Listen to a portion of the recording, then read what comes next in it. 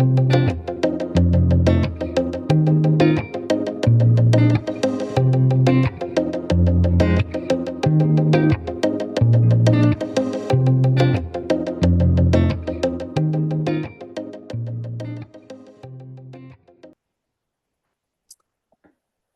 afternoon, everyone, and welcome. We'll just give you all a moment to get settled into the room, and then we will be able to get started. It's great to have you with us I'm in Brisbane. It's a wonderful sunny afternoon here for a Wednesday. Thank you for joining us and welcome to our Future Anything live learning series. My name is Dan Dempsey. I'm the Director of Professional Learning with Future Anything. Really great to have you with us. As I said, I'm in Brisbane on the lands of the Yurruga and Turrbal people, and I'd like to acknowledge the traditional custodians of this land, pay my respects to elders past, present, emerging, and I'd love to know where you're from. So jump on the chat, let us know where you're from and the First Nations owners of the land, and share a little bit about yourself if you wish. Introduce yourself in the chat. We always love to get the engagement from those of you who have joined us today. It's really great to have a panel today for a topic very close to my heart as a school leader in a previous life myself. It's great to talk about middle leadership and explore how schools are growing great leaders, intentional strategies, support structures, mentoring relationships. And I really want to thank the panel that we have today for being with us. And giving us a little bit of their background and what's working in their schools.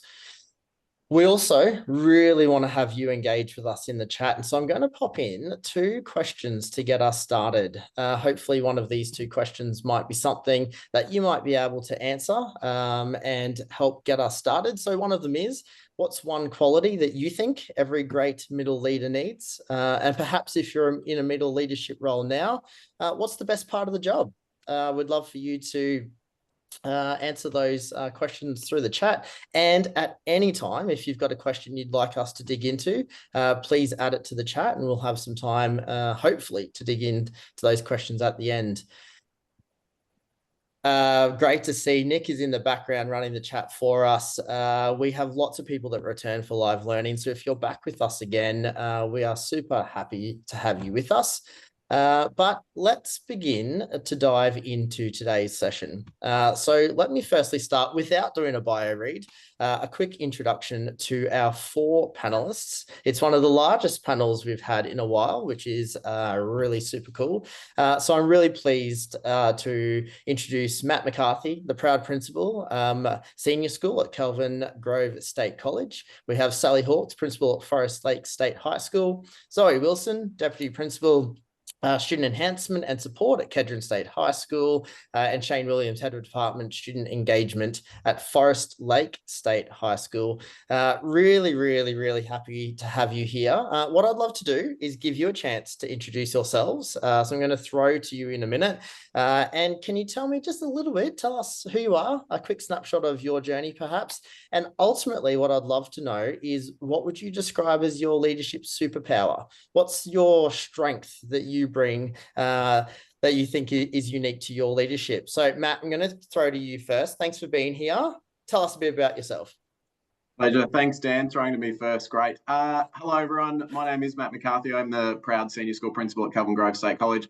I started my career very many years ago on the south side of Brisbane, actually, in Alexandra Hills. I moved to central Queensland. I spent 10 years there. I came back to Brisbane, worked at Kedron, where I met the amazing Zoe Wilson. I moved to Brisbane State High. I stepped into the QCAA for a little bit, and I am now at Kelvin Grove. And my superpower is, I'm going to say, emotional regulation, Dan. It came as a bit of a joke, actually. We went to a meeting once where we were facilitating some stuff, and the presenter was having a whole lot of trouble with the technology, and it was stressing the audience out. And I was just thinking, it'll be fine. Everything's fine. We'll just, we'll email it. We'll do this stuff. It's totally fine. And then they said, the first question was, what's your superpower? I was like, well, emotional regulation, which kind of cut a bit of the tension, but it stuck with me. So there you go. I love that, Matt. Love it. Thank you. Sally, over to you. Hi, everybody. My name's Sally Hawkes. I'm currently the principal at Forest Lake State High School. After a little brief stint in the world of HR and psychology, I became an educator about 20 years ago. And I've spent probably a good 16, 17 years of that in leadership.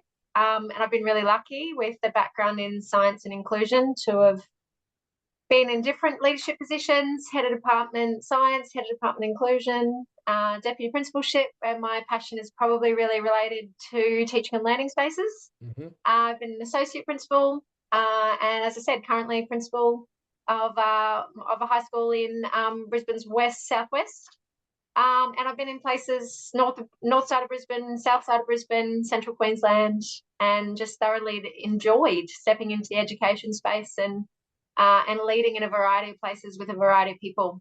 I would say my superpower is probably centered around being someone who really perseveres. She doesn't give up is a phrase I hear sometimes. But I am, I guess, realistically or aspirationally really realistic as well. I like to make sure things are, if that's what we said we're going to do, then that's what we're going to go forth and do. Love it. Awesome. Thank you, Sally. Zoe, I'm going to throw to you next. How are you? Oh, I'm great. Thank you, Dan. Zoe Wilson. I'm the Student Enhancement and Support. What a mouthful that one is. At Kedron State High School. So Kedron's located not too far from the city in Brisbane. But I actually I did my first 8 years teaching out in Gundawindi, which is a small country town on the border of New South Wales and Queensland, and gained so much from that, from living in the country and doing that work. I then spent a year teaching in the UK and then came to Kedron in 2010. So I've been here a really long time, and that's how old Matt McCarthy is. But I'm really grateful for meeting Matt, and we'll get into this more later, but that was my first time working with a school leader who saw potential in me. So in my time here, I've have been a head of department in lots of different spaces, and this is actually my second deputy stint. And so it's been a really amazing learning process that really I got a lot from this time so far. And my superpower would be being very present and listening, because when I'm in a space with people, I think it's really important to give it all of your energy in that moment. So you're actually really sitting in it with them. And it's amazing how someone can come into a situation incredibly heightened. And then once you're actually really listening to what's going on, being very present with them, they end up leaving in a very different mindset and different feeling. And I feel like that's an important skill to have. So. Thank you, Zoe. That's awesome, man. I just noticed that's in the chat. That's come up as one of the key leadership aspects there, which people are looking for, which is awesome. And Shane, over to you. Tell us about yourself. G'day, everyone. Shane Williams from Forest Lake State High School, Head of Student Engagement in the junior school here. I guess my career has been quite diverse. Most of my career has been in New South Wales, so I can add some diversity there. Teaching out west, so I've definitely done my service out there in small schools. So I've been in a school from K to 12, 110, and I've also spent some time at Marsden with 4,000 kids. So I've been at both ends.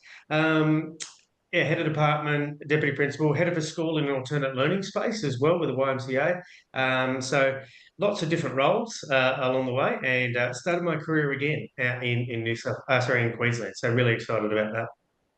So the superpower, the strengths. So part of that is being futuristic, always looking for ways to improve, continually just striving to find new ways of doing things and finding out how we can improve what we're doing. But probably in reality, my team would probably say my ability to reflect and adapt. So think about the feedback that we receive informally, but also formally, and then use that feedback to then continually be flexible and adapt. Awesome. Thank you, Shane. And just seen in the chat there from Sally that congratulations is in order by the sounds of it. Now, you may have picked up that we have two mentoring relationships here from our panel. So Matt and Zoe and Sally and Shane. And so we've asked our panelists to weave that mentoring relationship into the discussion today, which is a really, really great lens to have on our live learning. So let's dig into a little bit more of the nuts and bolts. So Matt, I'm going to start with you. And I'd love to ask you the question around what middle leadership actually looks like in practice for you in your school. And why do you think the middle leaders are such a crucial layer of leadership in schools? Thanks, Dan. I've always thought of middle leaders as kind of the engine room of the school, the people who are really driving lots of the work. I think there's a real tension sometimes between, working with staff who are at the coalface and working with leadership, executive, call it what you will, in terms of messaging and strategic direction and EIAs and AIPs and all that kind of stuff. So, middle leadership for me is really that engine room piece in a school. Part of the reason that it is critical, I think, is around that translation of strategy to practice. We talk about examples of sort of big picture agendas in our schools and systems and, Australian curriculum and, various things that come and go. But part of that job of the middle leadership group is to enact that into a way that's relevant for kids and relevant for their staff, and also be able to work in that strategic place. So they kind of straddle, a bit of a divide perhaps in schools sometimes. So I think that's probably one of the, key reasons. I also think part of their job is around culture shaping in a school, that relationship work, that high expectation stuff, the psychological safety, and supporting staff through change as well. Yeah, thank you, Matt. Sally, I'd love to kind of take that a little bit further. Matt spoke about middle leadership as being the engine room. So what are the signs that you look for in your school to know that engine room is working and humming and effective? Yeah, that's a really good question. I think there are really obvious signs in schools when middle leadership teams are functioning in really positive ways and really productive ways. I think there's a language in the school that's different. I think there's relationships that are obvious. There's people are being listened to. So as the principal, I'm listening for affirming language from staff that middle leaders are listening, they're responding, people are feeling supported. And that the work that we talk about in those meetings and the important meetings that we have is actually translating back to people, and they're describing that they're understanding why we're doing that work, why we're doing it now, what's driving that work, and the whys behind it. I think people feel that there is impact. I look for practically the work's getting done. But it's getting done in a collaborative fashion. It's not being dictated to. Again, some of that language, it's not Sally says or the deputies have instructed. It's middle leadership using language that they are driving things, that we are as a team, as a collective, are making things happen in this school. And I'm looking for this idea that middle leaders aren't scared to make decisions. They're not going rogue either, but they aren't scared of getting things wrong. Because they know what the ultimate direction is, and they're feeling supported by the senior team to make decisions in their space. And ultimately, I talk a lot about schools should be places of celebration and joy. They're not torture chambers. I look for signs in middle leadership that people are having a good time doing the work. Yeah, I love that. And Zoe, I'd like to actually jump to you around, I guess, your perspective as a middle leader. What's unique about leading in that middle component of the school? What can a middle leader do that no one else can? What Matt was actually saying was, when I was thinking about all of this, and this is maybe why we align well, was I view the role as being a translator. So, in your leadership teams, you're as a collective, you're looking at where do we want our school to head to? Like ultimately, we always have a goal and an intention that we use to drive the culture of the school and the decision making that flows from that drive. And then as a middle leader, you're also working with the boots on the ground and actually hearing and seeing every day what your team is actually working through in order to be able to do their best work. And so between those, you're betwixt and between, right? Like, so you're actually hearing what your people need.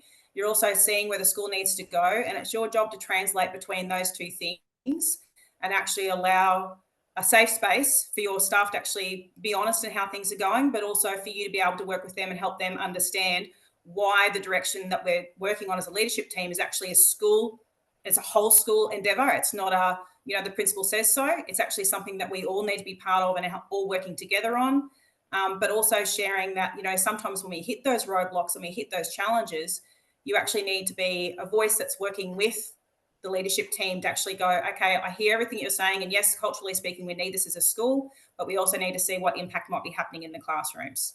So it's that you are the translator between the two. Yeah, I love that that use of the word translator. I always thought of it as a bit like a conduit that went back and forth between those different parts of the school. Shane, Sally mentioned that, you know, one of the signs is when middle leaders feel like they feel confident to be able to lead. And I'd love to know what helped you feel ready to be a middle leader. And I guess what were some of those things that happened for you that help you to feel confident to lead from the middle? Yeah, so as I said before, you started my career out in the bush, you know, small schools where you have lots of responsibilities and only a small team to do that. So having your boss to sit aside and say, look, I think you can do this, you know, so extra responsibilities that you would get as a young teacher, and then having that support. And then as you work through those projects, to then get the tap on the shoulder to say, hey, we've got a relieving position coming up, and then to be encouraged and recognised to take that opportunity. That's a really special moment. And that's something that I've been really conscious and deliberate for in my leadership now, is making sure that the people that are around me, you know, I'm encouraging them. You know, I know what their goals are, I know them, and I know what their aspirations are, and then ensuring that they're prepared for that next step as well. Yeah, and I love that concept of leaders building leaders. And you know, that's kind of what you're talking about there. Matt and Sally, I'd love to kind of dive into some of the things that we do in schools to help build middle leaders. And so a question for you both, I guess, around some of those intentional opportunities that schools design and that principals are putting together for middle leaders to, I guess, practice, refine, and hone skills. And where possible, if you could talk about your mentoring relationship with Zoe and Shane, and some of those things that has helped build and grow their leadership. Matt, can we go to you? Sure. I think one of the traps we fall into sometimes is that assuming people have the skill, you know, that they sort of, you think about a new teacher, and on day one, they're not necessarily the greatest teacher in the world, but they develop over time with support and conversation and coaching and all of the things we put into place. Probably a little bit different for Zoe and I. You know, when I met Zoe, she's one of those people, I think, who we developed trust fairly quickly. You know, I almost want to say on day one, Zoe, but you know, that's just kind of brought you brownies, Matt. Yes, partly about you bringing brownies, but you know, like the trust piece is where any relationship starts in my mind. And so you've got to be a little bit strategic about that sometimes, being vulnerable and all those sorts of things. So I kind of viewed Zoe fairly quickly as a trusted colleague, you know, and less so as the sort of the mentor relationship. But certainly there was the hierarchical element of me being the hod and Zoe being a teacher from the bush. You know, so our relationship was really around projects, you know, giving Zoe the opportunity to shine, you know, that sort of distributed leadership piece where it's like, you've got someone who's ready to go. Well, let's just not stand in your way. And basically that's, you know, that's my leadership, is get out of her way and let her be amazing. But also, you know, the coaching and mentoring piece, we spent a lot of time together and talking about what's next, what are your strengths, what are my strengths, how do I work with you, how do you work with me, you know, and what are my areas for development, what are your areas for development, how do I help you with that? So coaching and mentoring, in my mind, really critical to that relationship that built very much on the trust piece, Dan. Yeah, thank you. Sally, same question. Yeah, I think this is a great question, because I think it's really important that leaders do things intentionally around opportunities to practice leadership. It is an everyday way of showing up. It's a way of behaving, but you've got to be intentional and really mindful about your practice in leadership. So I guess from my perspective as a principal, I build into meeting structures. We have leadership collaboration time in our structures. I don't love operational meetings that go on and on. I like to get to the strategic, but I like to build in opportunities for leaders to think with each other and have structures around how they do that. So we have some really targeted ways we do that in our school. We're also, as a team, as a whole leadership team, we're doing some PD together. So I think that's important for everyone, as Matt said, not to assume that everyone is feeling capable and they're not at the same level either, but that you get to experience leadership development as a team. So all 24 of my leadership team are currently involved in some work with Michelle Locke around better conversations and some work with Neil Carrington around strategic planning. And then there's the individual, which is where the wonderful interaction with Shane comes in. So individual people need their own professional development and their own strategic and reflective opportunity. So I knew we wouldn't have Shane for long. I'm really excited about his next steps, and he came in with a lot of leadership experience. He wasn't a brand new leader when he walked into my place, but I put some time and some money behind Shane's leadership. He's been part of a Metro Aspiring Leaders program, where he gets time to go away and reflect.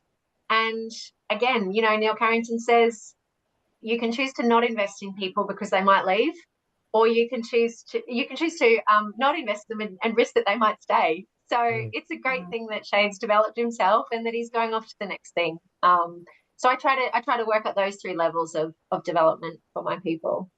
Yeah, thank you, Sally. And I think that's a really critical component that you talk about is investment, whether that be time or money or professional learning, whatever it might look like. I just want to stay with you both for a moment, Matt and Sally, around, do you have any suggestions or advice for what aspiring leaders should be, I guess, collecting or looking to do, or how they tell their story to show that their growth and development in their leadership? Matt? Yeah, I guess my piece of advice and probably a little bit of a practical thing is, you know, in every jurisdiction there's selection criteria. You know, whatever job you're applying for, there's particular selection criteria. In Queensland, it talks about leadership and resources and all that sort of stuff. My advice is around keeping, and I don't really call it a journal, but it's essentially just a matrix. You know, it's a matrix where, you know, in one quadrant you've got selection criteria 1, selection criteria 2, 3, and 4. It's super low level and low tech as an example, Dan, but that's partly me. You know, and you keep it as a Word document, almost a little bit like a learning log or a diary.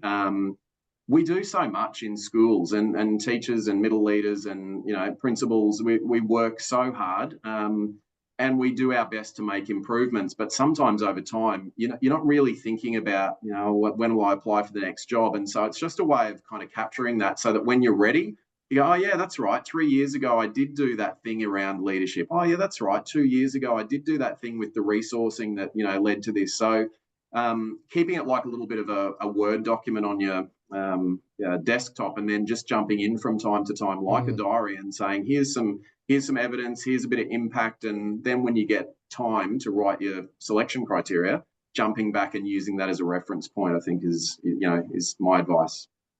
Yeah, thanks, Matt. That was always a piece of advice that I received when I was kind of building the story, is to keep those stories as they're developing and really focus on the how, not the what, within the leadership. Sally, over to you. Anything that... Yeah. Yes, I would only build on that by saying the student outcome data is important. So I think the how has to be connected to the impact. And you read a lot of selection criteria where people talk a lot about what they did, not necessarily how they did it and what happened. I also think I really like to encourage people to journal idea that Matt raised. Their personal reflections around, again, not just what they've done, but what they've learned, how it's changed them as a leader, the impact on you, and what silly things you've done, because we've all done them, that you would do differently next time, and feedback. So what feedback have you received from people around you? And a lot of people I talk to say, oh, I haven't got any. Well, that's a problem. You know, if you're not asking for it, you can't journal it and you can't talk about your learnings. So I'd say those three things to add to your Matthew McCarthy journal. Thanks, Sally. And look, it's very common in lots of aspiring leadership courses to be doing 360-degree feedback loops and these sorts of things.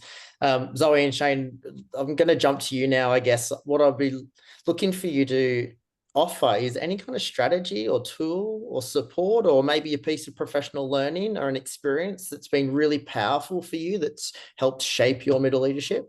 Zoe. Yeah, definitely. So I think for me, one of the most important things to acknowledge, if you're actually putting your hand up and you're saying, I'm ready to stretch myself, then you have to be open to feedback. So a little bit what Sally was saying, and this is something that, you know, has been really foundational to my relationship with Matt as a mentor, but also some other people who I count as being really important to my professional growth, is that we've built trust, and then we've built a space where I can talk about where I'm at and what I'm looking for, and they will challenge me on that. or they'll challenge me about, if I'm facing a professional practice issue, they'll challenge me on that in a really supportive way, but in a really honest way that I need to hear. And I'll accept that challenge and use it as an opportunity for me to grow. And so I think that's probably has been what I've come to view as probably being one of the most important parts in terms of my relationship with mentors. And also too, I've taken that into the practice that I have with people that I'm looking after and I'm wanting to help support them as well in their future, is to make sure that I'm challenging them in a safe environment, of course, but that challenge is really important for growth, because we will not get better being surrounded by yes men. We need to actually know when we need to divert, shift, or think differently. Yeah, thank you, Zoe. I think that's a critical point. Yes, you need the people that are going to lift you up and provide support and encouragement, but you also need the people who are going to be able to be honest and ask you the right question at the right time and get you to think a bit differently. Shane, what about you? Yeah, probably just staying on that same theme is the power of feedback. And Dan, you alluded to the 360-degree feedback. So I've been really grateful and fortunate to have been involved in 2 different types with the behaviours and principles of leadership. And it's fantastic in a safe space to provide feedback and reflect on that feedback of what your strengths are and your areas for development. The great thing about seeing those strengths is the impact that you have on the people that you work with. And even that flows on. So even now knowing that, a particular action that I would take or a particular behavior that I have, and when I repeat that again in my normal day-to-day work, knowing that that's having a positive impact with the people around you gives you that intrinsic, motivation to continue, as well as being in that safe place to saying these are the areas for development. Also, the Strengths Finder that we've done recently in the MAL program is identifying what your strengths are and how they are good to help you doing what they're doing, but also to be really careful about how those strengths might not be received too well in certain environments. So just to go to that deeper level about the impact that all of your behaviours have through different lenses at times. Yeah, awesome advice, Shane. Thank you. I guess I want to dig a little bit further into that. And perhaps, Sally, a question for you is, if there's someone listening who maybe is finding it difficult to find that mentor or that person that can help coach or give them advice, do you have any kind of thoughts or suggestions for how someone could, access that kind of relationship? Yeah, I think that's it's an age-old question, isn't it? The idea that you can't force mentorship, or maybe you can go seek something out from somebody that that it wasn't obvious at first. I think there's a couple of things you can do. It's important, I think, for people to voice that they're aspirational. And I think we've been through a period of time where that's not been the the okay thing to do. And I think the first thing you need to do is tell some people around you that you're keen for development. You want to do some things and you're not really sure who you should talk to, because most people around you in your context can give you an idea of who does that well, who might be open to a conversation, who's overloaded, who might be a bit more open to some mentoring because they've experienced it in the past. So you really have to have a bit of a look around. You have to stick your neck out and have a look at what context you're in. In a big, busy school, that can be easier. But sometimes in a small school, some of those close relationships that you already have might be mentoring relationships that you just haven't recognized as such yet. So it's about changing your mindset to the new questions you might want to ask of the people you already have a connection with, as opposed to going to find someone that you think, I want to get better at that skill and I can see they do that well. So the first thing is maybe what do you want to get better at? Why are you thinking about a mentoring relationship? And who's around me already? Do I already have them? And which ones might I lean into because, hey, that person's doing something and I want to get better at that. Yeah, awesome advice. Thank you. Zoe, you want to add something in there? Yeah, it's actually along those lines. So I've got great people that I work with in my own context, but sometimes that can be tricky to have that. Like you really have to, it has to be sometimes with people who are outside your context can be really powerful. And I knew of someone who really impressed me, but I was a bit shy about actually approaching them and sort of starting a conversation. And a really wise person who shall remain nameless because she's currently involved with this particular thing that we're doing now. But she encouraged me, said, look, just keep it low stakes. Like to say, make contact with them, say, hi, I know you're doing this at your school. I'd love to learn more about that. Is it okay if we have a coffee sometime? Like, we don't need to make it like you're actually asking them to professionally marry you. And so that took all the heat out of it for me. And I ended up approaching that person, and then we've maintained a really powerful relationship for the last 2 years. It's really had a huge impact on me and my development. And so I think that's probably a gentle way to go about it too. It doesn't have to be in your context, and it doesn't have to be a proposal of professional marriage. If you see someone who you think's great, make that contact and see where it goes. Yeah, I love that advice. And I think it's also important, as Sally said, is to start early. Don't wait until the moment where you feel like you want to apply for something. Actually seek out some of those relationships and be honest early about what you're looking for and what you can do to improve on the way to get into that position you're looking for. Nick jumped in. You have a question? It was like pretty quiet for 30 minutes. I felt like that was like a strong from me to hold back. I want to like circle back to a couple of things that everybody's touched on. Like, Matt, I really loved your reference around like almost that learning log, but for your professional practice. We've talked about mentoring. I think we've talked about, picking up maybe evidence to show like our leadership capacity.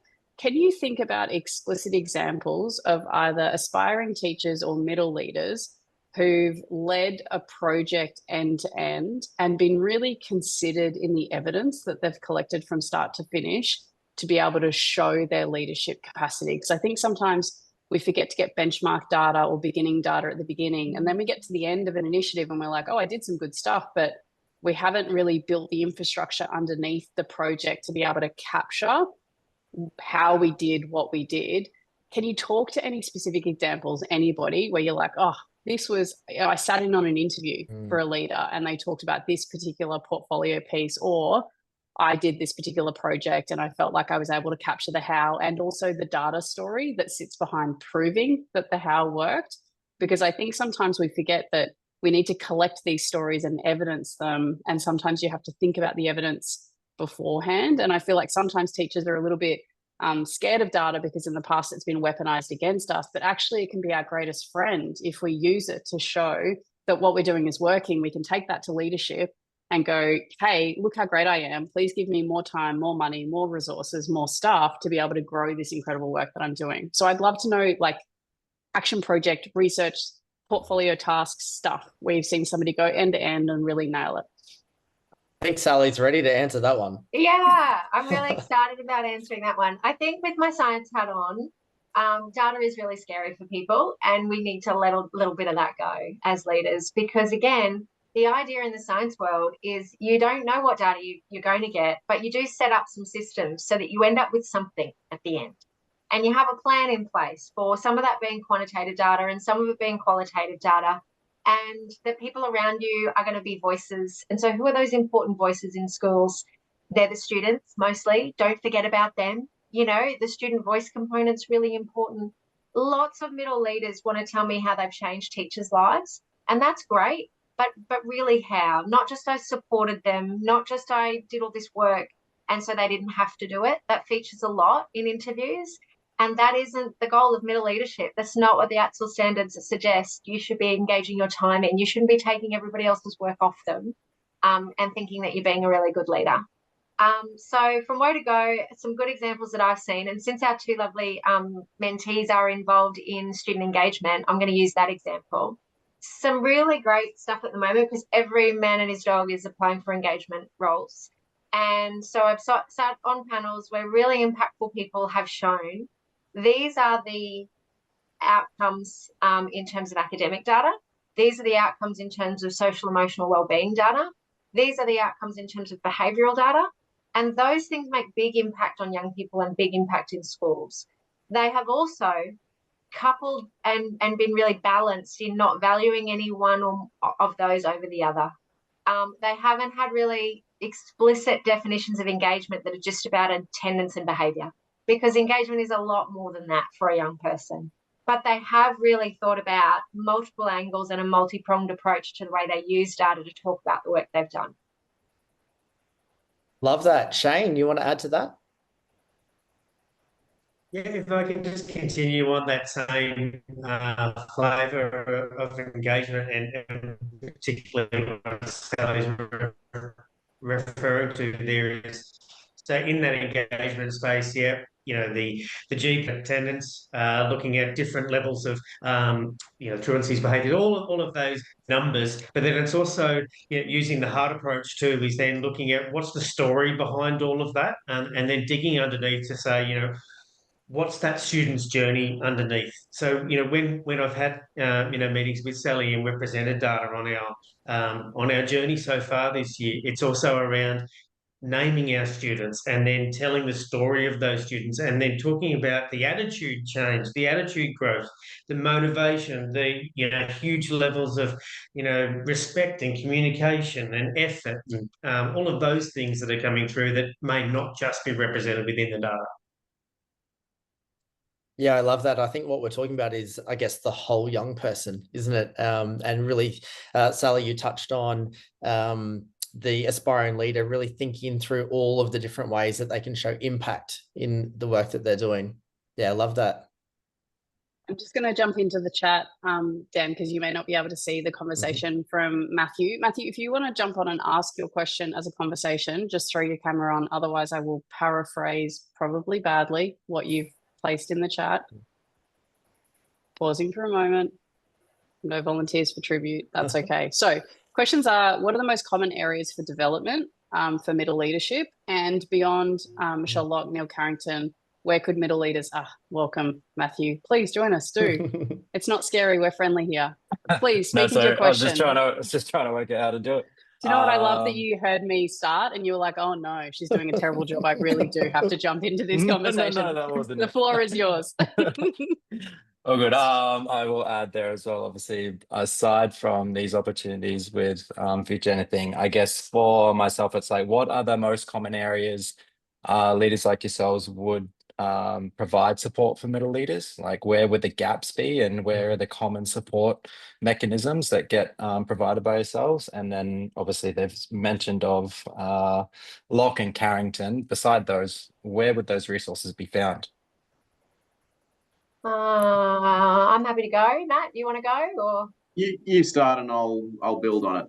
you can pile on? I guess each jurisdiction or state has some really great stuff around their own curriculum space. So again, think about the criteria for that middle leadership space, and it should be centered around curriculum, should be centered around teaching and learning. And for me, that's access to teaching and learning too. So it's differentiation space and the inclusion space. And then there's the HR and resourcing and the strategic thinking space. And people do those two things in really different ways. Again, some of the systems that we're involved in provide really good PD there. Some of the thinking that's available at tertiary institutions shouldn't be undervalued. And I find sometimes is in education, really ironically. So, you know, I talk to people who've done different degrees and different certificates that really supplement the work in education in that strategic thinking space. In terms of the teaching and learning areas, another couple of names I can give you. I've done some really great work with Dr. Carolyn Blackley, who is the founder of 4 Dimensions. And that's a really nice snapshot and way to access teacher decision-making in classrooms. So it's more than just classroom management. It's really how you show up every day, the decisions you make in your classroom that create those spaces for young people to learn. And it's really accessible PD. It's also just wonderful podcasts that you can tap into in little bite-sized bits. And the other piece of information I'd probably encourage you to look at that we know is a really big impact and effect size is the differentiation space. So if you can jump onto anything around Cody Novak, there's some beautiful stuff coming out, 21st Century Inclusive Education through QUT in Queensland. That is Jane Ellis's work, I believe, or Jan Ellis. I think I might have got that wrong. But they are 2 spaces that I've had a lot of involvement in that I think really support the proper work in schools we should be focused on, which is instruction and supporting the learning of young people in classrooms. And that is the work of middle leadership. Love that, Matt.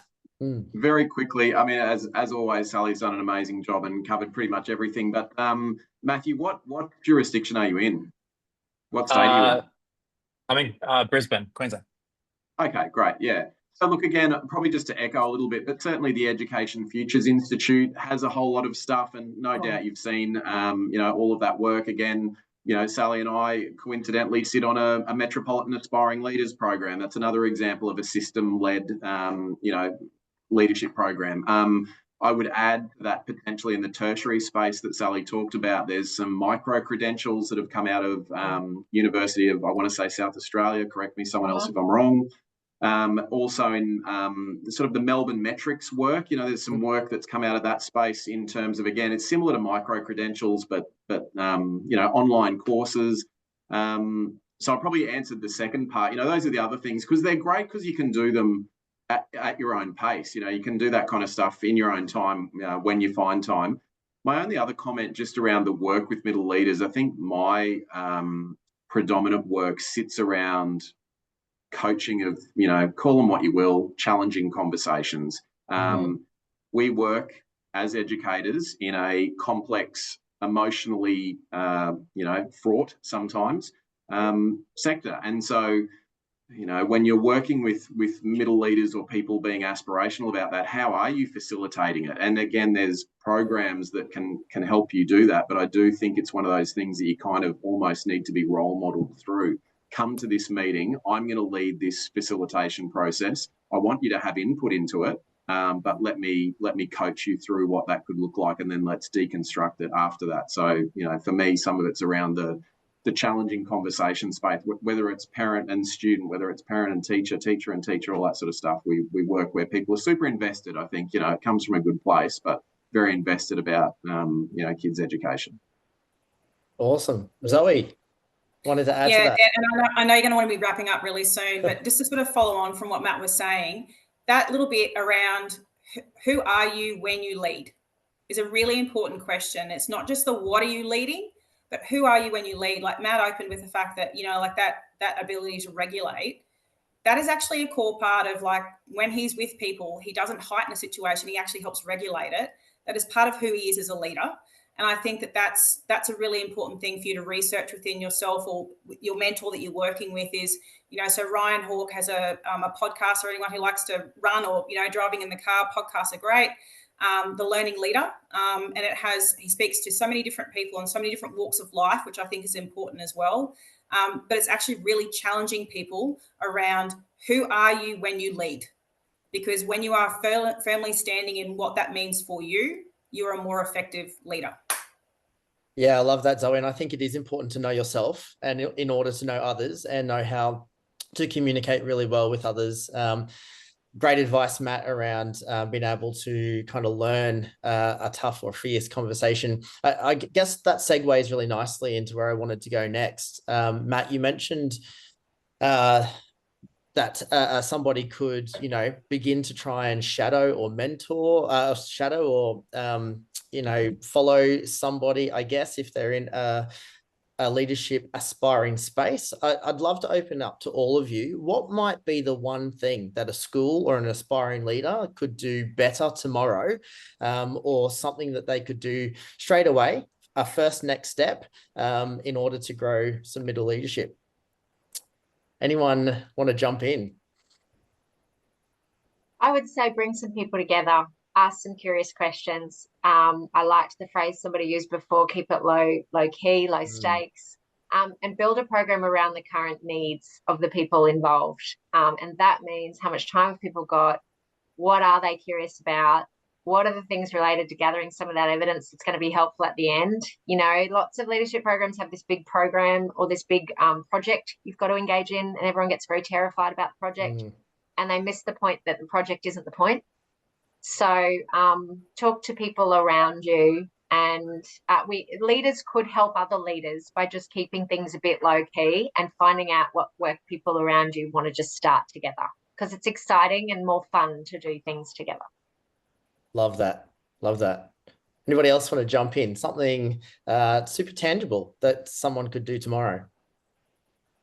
Yeah, I'm probably going to pick up on the piece around the connection to others. And Zoe talked about this a little bit, but the vulnerability to go to someone tomorrow and say, you are so great at, that thing. Do you mind if the next time that you do that, can I come and just sit and watch you? you've got to be vulnerable to do that, and sometimes people will love that, hearing that you think I'm really great at that thing. Oh, that's great feedback for me. Thanks. Sure. Come along.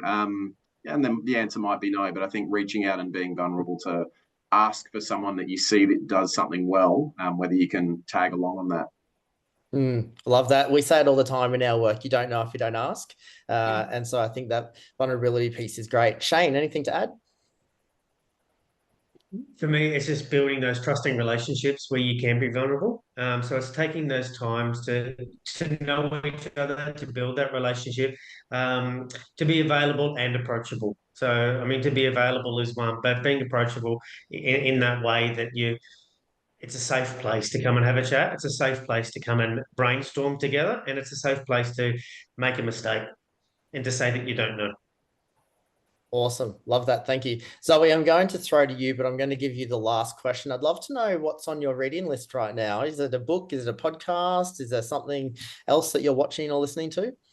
Yeah. So as I said, Learning Leader, highly recommend. It's great. I also love The Imperfects just because it challenges me personally. It makes me reflect every week when I listen to their podcast and think about how I want to do life better. And I'm going to read on the holidays. Jonathan Haidt's Anxious Generation I've heard that when you hear something mentioned more than 3 times, you know you need to follow that. So I followed that and I've bought the book. So that's on my nightstand waiting for September. Love that. Yeah, ignore the echo at your peril. Sally, what's on your reading list? I've just read Jacinda Ardern's new book, which has been really outside the education sphere, obviously, but a really nice. It's called A Different Kind of Power, and it's a really nice angle for women in leadership if you're interested in that. I'm a bit of a fan at the moment, again, outside the education space, but the podcast is called The Knowledge Project, and I find it's really interesting, and it gives me lots of things to talk to people about that is in education, in the education space. But education-wise and business-wise, I'm reading Blind Spotting at the moment by Kirsten Ferguson, and I'm a big fan of the Head and Heart book. So she's a winner. If you haven't read any of her stuff yet, check it out. Awesome. We will add all of these to our email that we send out as well. Matt, anything that you want to add? Can I give you 2? I just have finished up in another school, sort of backfilling for a while, and I have had a lot of time in the car to travel across to the western side of Brisbane. I have 2 audio books that I had on the go, depending on what mood I was in. One was called The Dose Effect by TJ Power, dopamine, oxytocin, serotonin, endorphins. So dose, D-O-S-E.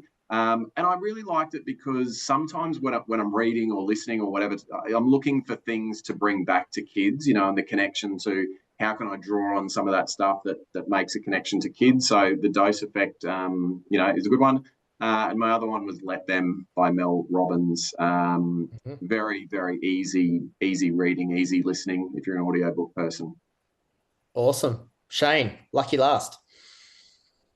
2 books that I picked up this year, as Sally mentioned them, Head and Heart Leadership. So you're making your way through that, and that's great. And that's just as a really easy way of just thinking about how you deliver your information that you pitch, but it's also understanding your team and are they more a head person, more a heart person, and then you design your delivery, in that way, but also enables you to do that self-reflection too about what your main perspective is, and then working through the leadership challenge as part of the 360 analysis with the Aspiring Leaders Program. That's a great read too, and looking at those 5 principles. Wow. Well, our time has absolutely flown. There are some great resources there. We're going to pull it all together and email it back out. I'd just like to absolutely say thank you so much to our wonderful leaders who have joined us today. It is a privilege to have you with us and for you to give up some of your very busy schedule and give us some time. There's so many great insights there. So thank you again. And some interesting news. We're going to take a short hiatus from our live learning series for September, but in even better news, we're going to bring you our brand new global innovation program, the X Challenge, in a special online session. So stay tuned for further details about that. We'll be diving into an AI-powered learning profile platform called Zing. You're going to hear all about it. It's going to be amazing. But that is all we've got time for today. Thank you so much for joining us. Wishing you all the best wherever you are around the country, and look forward to seeing you again next time. So take care.